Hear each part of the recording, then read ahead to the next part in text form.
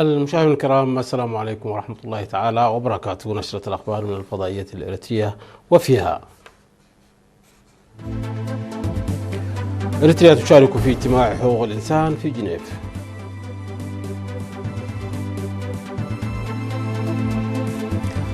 مدرسة وينا الفنية في نقفة تخرج دفعة من طلابها. موظفو الحكومة في تسني يقدمون إعانات مالية لأسر الشهداء. أمريكا وإيران توقعان اتفاقا لإنهاء الحرب ولا تفاصيل بعد. تحطم قاذفة قنابل أمريكية في كاليفورنيا ومقتل طاقمها. وجنوب أفريقيا تعلن ترحيل نحو 3000 أجنبي في أسبوع.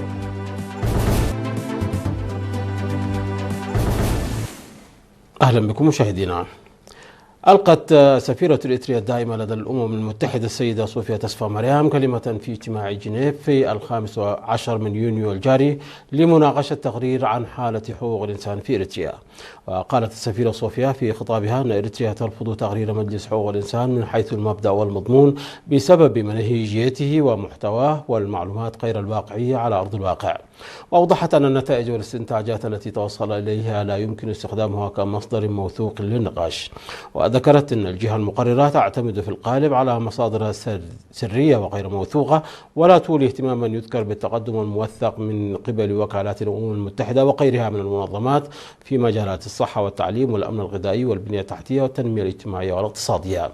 وأضافت السفيرة صوفيا على النقيض من ذلك فإن هذه الجهة تلاحق الادعاءات التي تقدم تحت ضغط دائرة خارجية ضيقة دون إجراء أي تحقيق فيها، وهو ما يخالف مبادئ إعداد التقارير في الأمم المتحدة ويؤدي إلى استنتاجات خاطئة. وقالت إن إريتريا دأبت على الرد على هذه الادعاءات المتكررة التي لا أساس لها من الصحة ولا تعكس الحقائق، مضيفة أن التكرار لا يمكن أن يكون دليلا أو يحول ادعاءات التشهير إلى حقائق.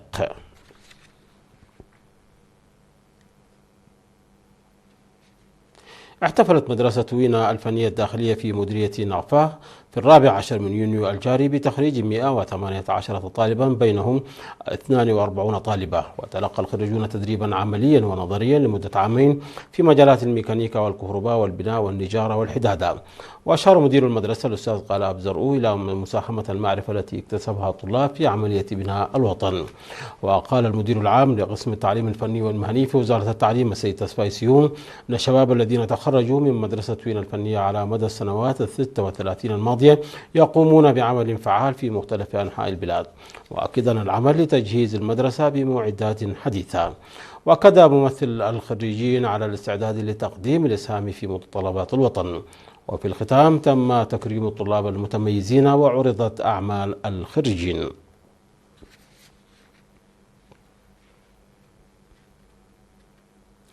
وزعت مساعدات مالية تبلغ 190 ألف نقفة ل 95 أسرة من أسر الشهداء في مدينة تسني جمعها الموظفون من رواتبهم الشهرية بمناسبة 20 من يونيو يوم الشهداء.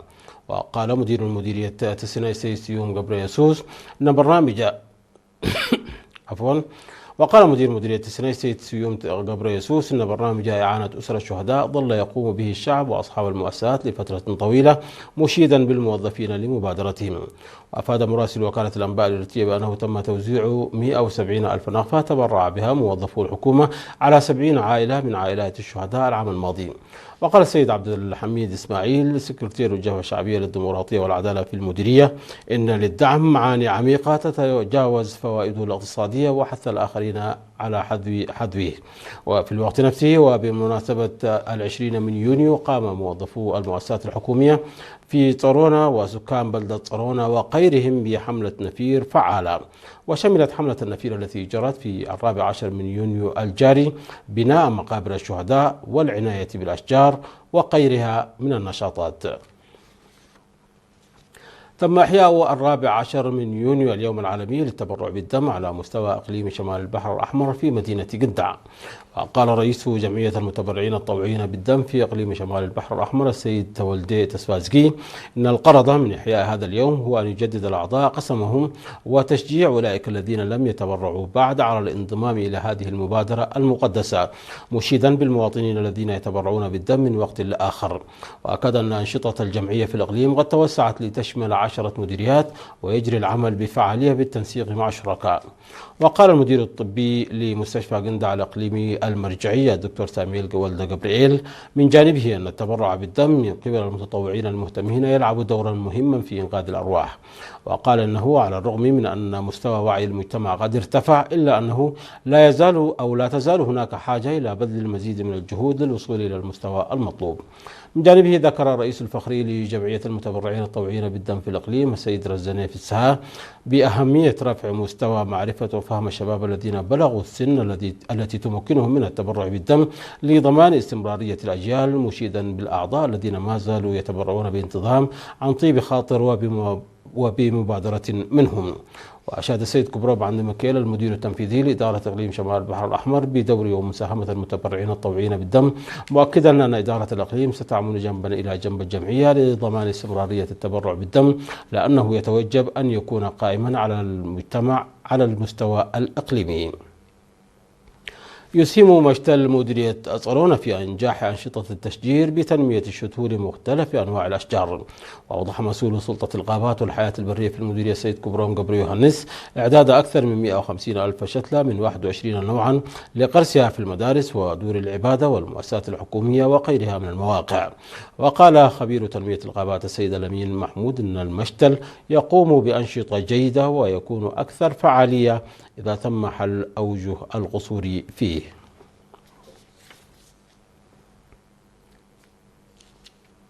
اختتمت في 13 من يونيو الجاري الأنشطة التي استمرت 4 أشهر والتي نظمها فرع اتحاد الشباب والطلاب في مديرية عصب لتأهيل الفنانين. وقال مسؤول الفرع الشاب علي أحمد حيوه أن البرنامج شمل الدراما والشعر والرسم والرقص والأدب، موضحا أن الهدف هو جمع الفنانين الذين كانوا ينشطون كل بطريقته الخاصة لاختبار وتطوير مهاراتهم.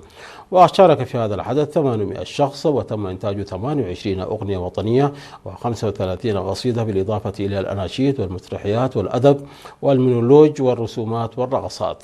وقال مسؤول اتحاد الشباب والطلاب في إقليم جنوب البحر الأحمر الشاب عثمان عبد القادر أن الجهود المبذولة لتأهيل الفنانين في الفنون التقليدية والحديثة تحقق نتائج جديرة بالثناء، موضحا بأن هذا النشاط سيتواصل. مشاهدينا، نشرتنا تتواصل من فضائية الإرتيا، ولكن بعد فاصل قصير فابقوا معنا.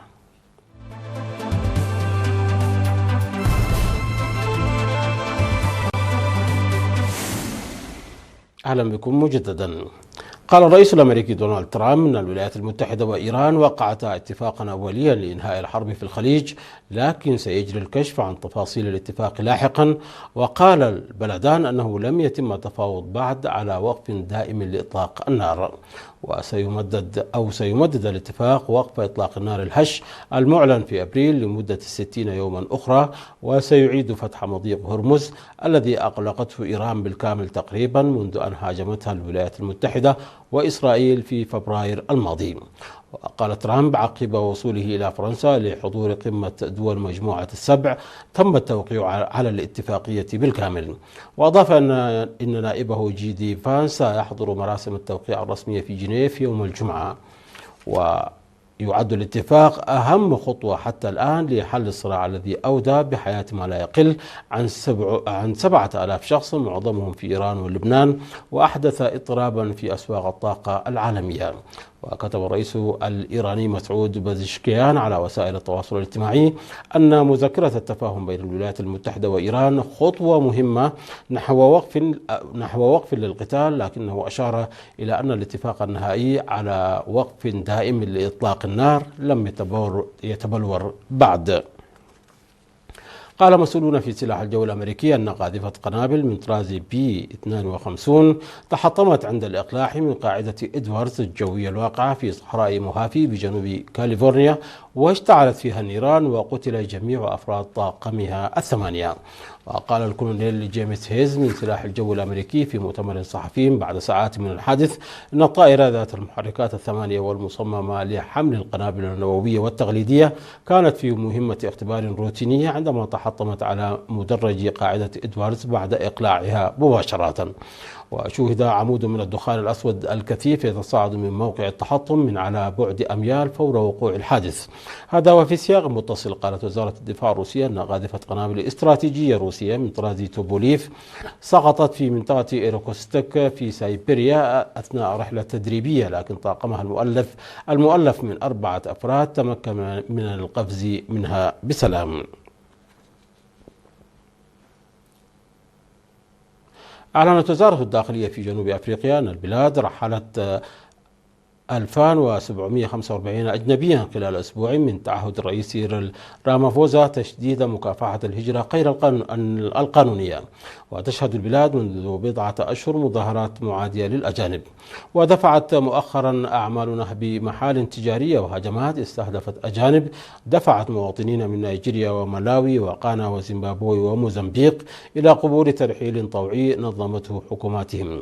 وفي 7 يونيو أقر رامافوزا بوجود مخاوف على صلة بالهجرة غير النظامية، لكنه حذر من أن السلطات لن تتسامح مع أي شخص يعتدي على مهاجرين.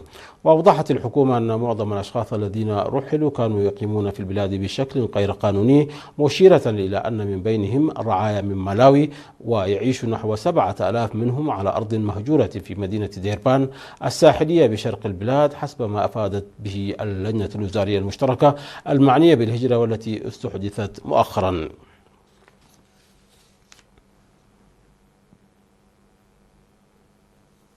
استعرضت البحرية الأمريكية تقنيات طائراتها البحرية المسيرة خلال مناورات بحرية مع حلفائها في حلف شمال الأطلسي ناتو في بحر البلطيق.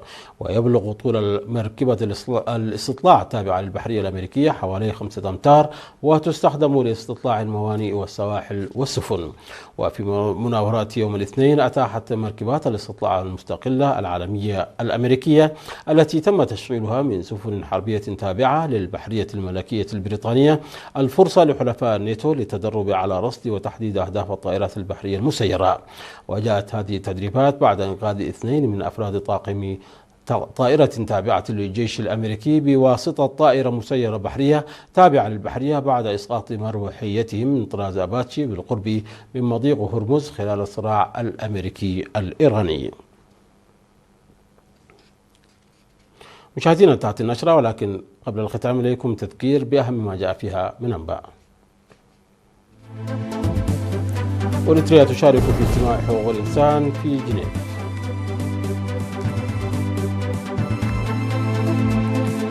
مدرسة وين الفنية بنافع تخرج دفعة من طلابها. موظفو الحكومة في ديسني يقدمون إعانات مالية لأسر الشهداء.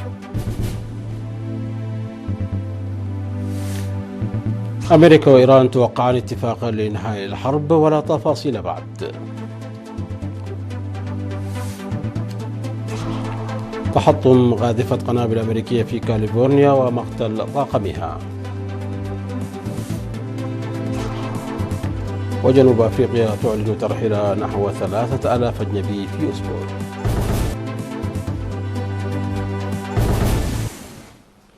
مشاهدينا، انتهت النشرة. شكرا على حسن المتابعة. تحية لكم أينما كنتم. إلى اللقاء.